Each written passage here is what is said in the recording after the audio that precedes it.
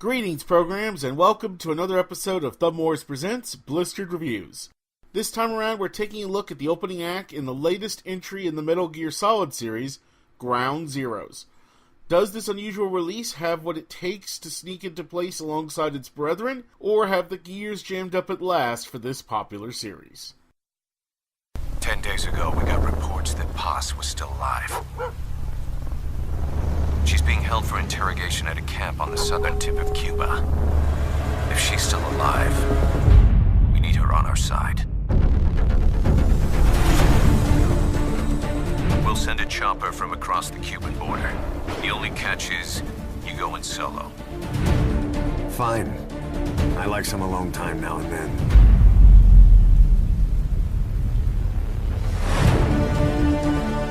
Enter the compound from the south cliff. Secure Chico and Paz, then report back from the rendezvous point.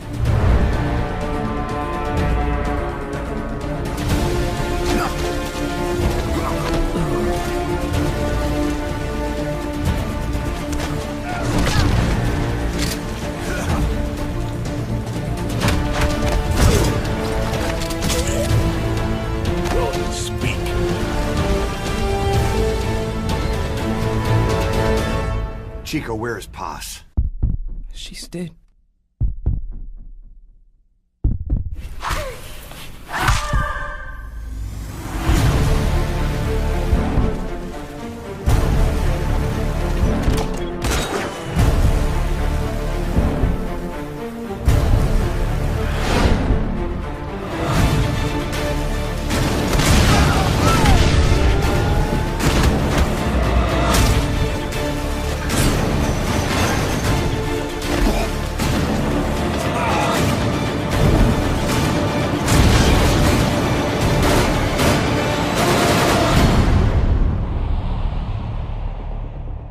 Snake, what took you so long?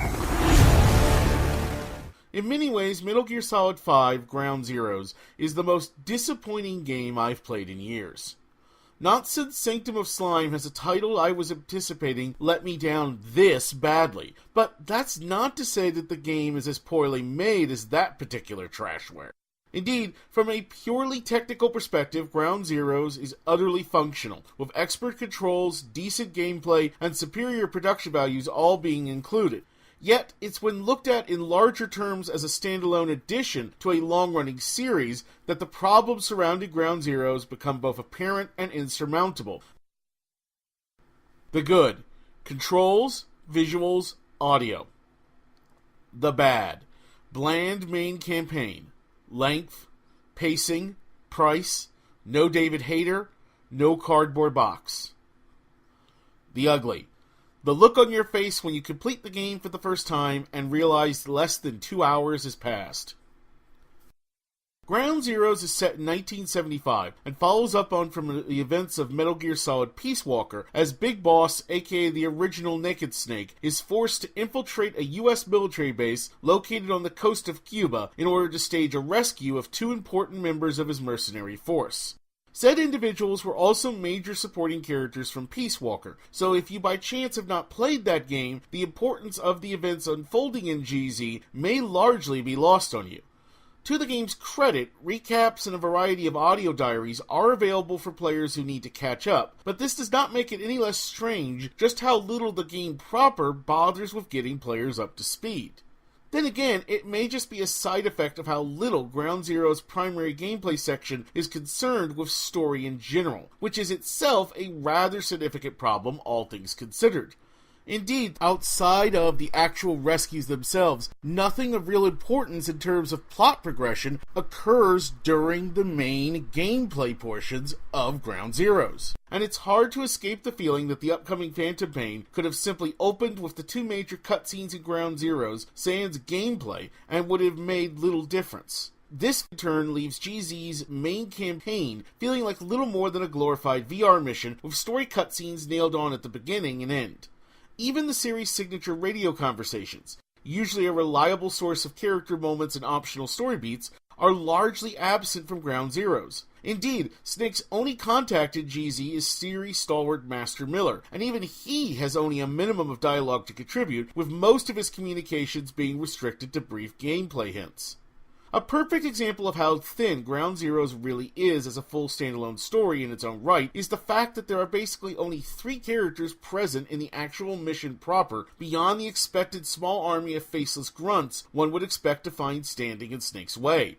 Said characters are, of course, Snake himself and the 2 individuals he's charged with rescuing, and it points to how much of a tacked-on experience Ground Zeroes really is that the developers could not be bothered to give Snake an actual proper antagonist to go up against. The bad guys in the Metal Gear games have always been some of the series' most compelling creations, and the absence of such a character beyond cutscenes in the main campaign is a noticeable one. If for no other reason than because it means that Ground Zeroes lacks any boss fights at all, and this despite there being several opportunities in the mission that seem tailor-made for such encounters. For that matter, large portions of the game's closing cutscene could, and indeed should, have been playable as well, and by not going the extra mile, it gives the game an unfinished feel that will likely leave many players dissatisfied by the time the credits roll.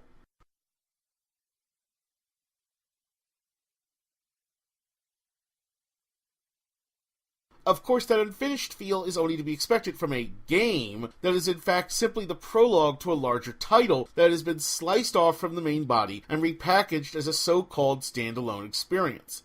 Make no mistake, Ground Zeroes is very much the equivalent of Metal Gear Solid 2's infamous Tanker chapter, only not as well put together as that particular slice of gameplay was. If nothing else, at least the Tanker chapter gave players a proper boss battle to enjoy back in the day, and featured gameplay moments that felt both unique and vital to the larger narrative as a whole.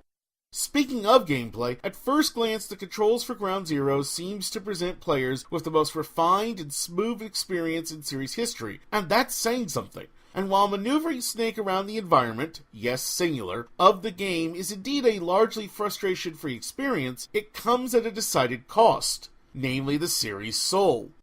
Gone are such Metal Gear mainstays as the health meter, rations, the wall knock, cigarettes, the roll, and even the cardboard box, and along with the previously mentioned lack of boss battles, it leaves Ground Zeroes feeling blander and more generic as a result. Indeed, outside of a sniper rifle hidden somewhere in the military base, players are basically limited to an assault rifle, a tranquilizer pistol, and Snake's martial arts skills when it comes to making progress.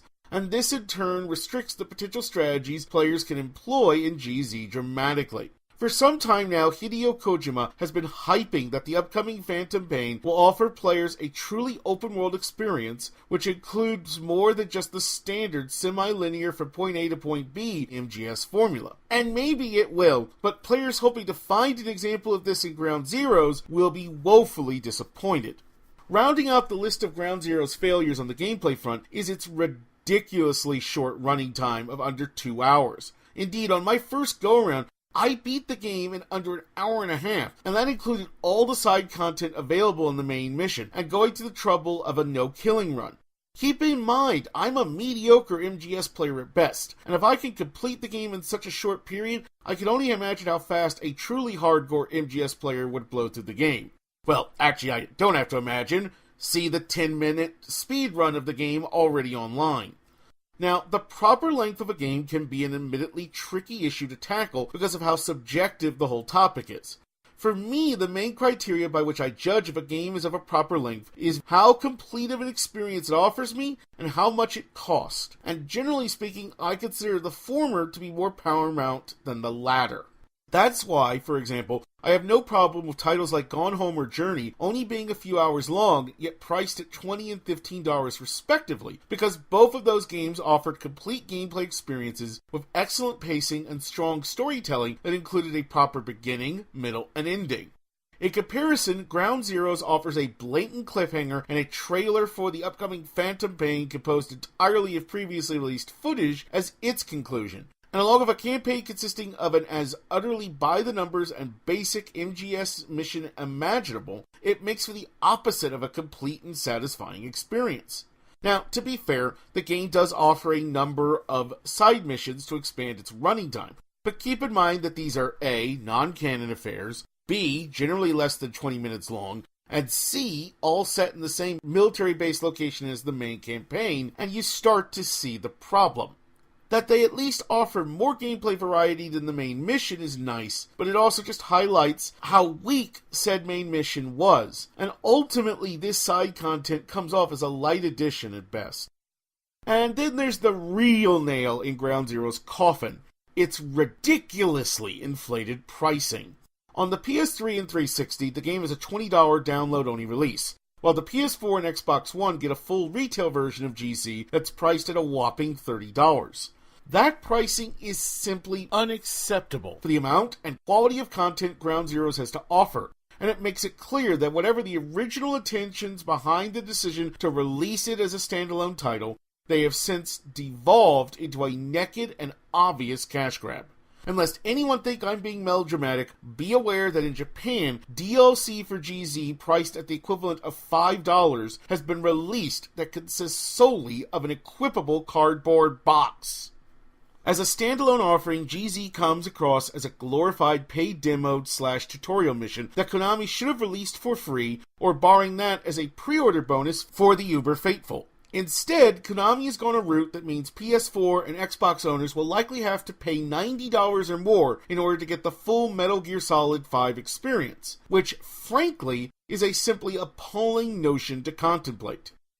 To give Konami and Hideo Kojima their due, at the very least, nobody can accuse them of skimping on Ground Zero's production values, although even here there are some noticeable issues.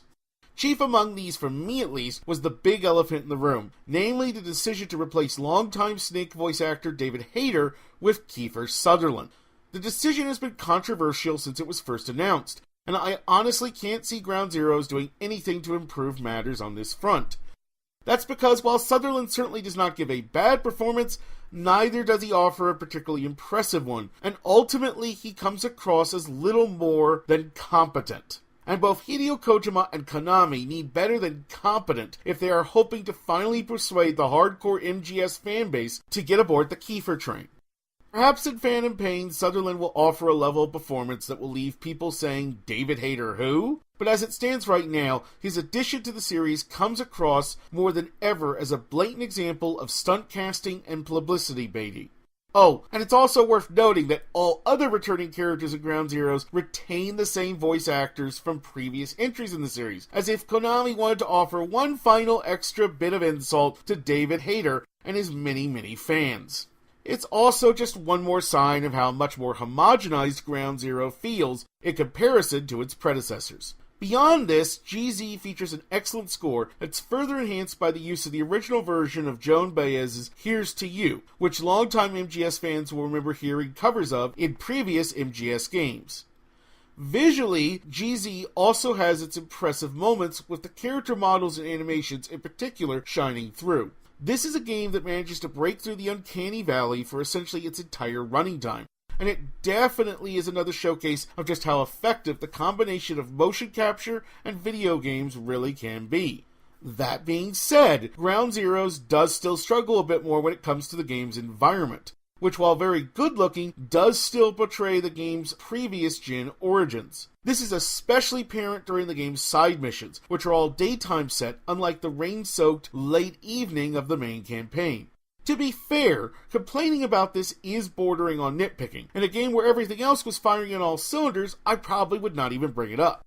However, considering that Konami is charging an extra $10 for the privilege to experience Ground Zeroes on next gen, I feel it's important to point out that in point of fact, the difference between the various versions of the game is minimal and subtle at best. Overall, Ground Zeroes is an example of overpriced DLC taken to a new extreme. Nothing in this title justifies its separate release from the upcoming Phantom Pain beyond the fact that Konami was clearly hoping to milk gamers for some extra scratch. Technically, this is not an out-and-out bad game, but it's certainly not worth buying at its full price points either.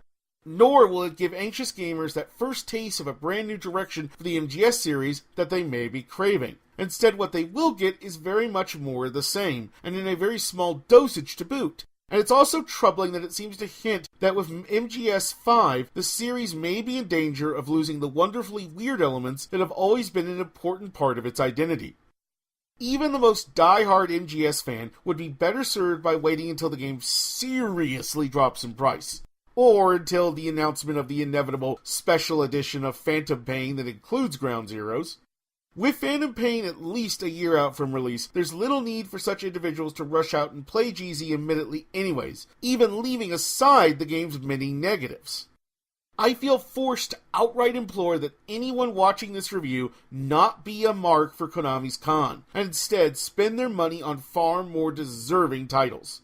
Because as a standalone product, Metal Gear Solid 5 Ground Zeroes represents some of the worst impulses the gaming industry has today, and as such, Konami should not be rewarded for their transgressions.